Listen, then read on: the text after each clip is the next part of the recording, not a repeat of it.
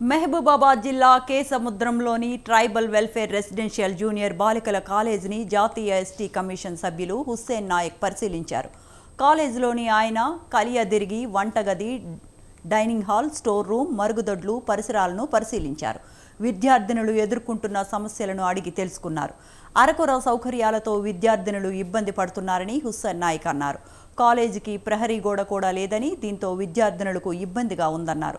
కాలేజీలో క్రీడలకు చోటే లేదని, సమస్యలపై ఉన్నతాధికారులకు నివేదిస్తామని ఆయన చెప్పారు.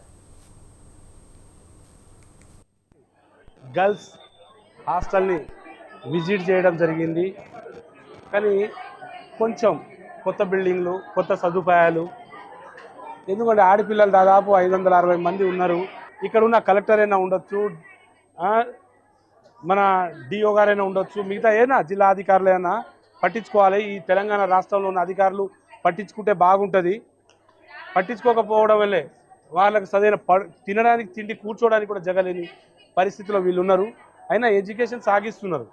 కంప్యూటర్ ల్యాబ్లు లేవు, డిజిటల్ ఇవాళ మొత్తం డిజిటల్ యుగం, డిజిటల్ క్లాస్ రూమ్స్ లేవు. ఇలా మనం చెప్పుకుంటూ పోతే ఆరో ప్లాంట్స్ లేవు. వాటర్ కూడా కొనుక్కునే పరిస్థితి వస్తుంది.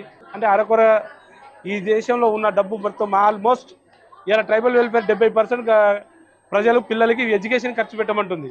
మరి ఎక్కడికి పోతుంది అనేది ఆలోచించాలి. చంద్రంలోని గర్ల్స్ హాస్టల్ని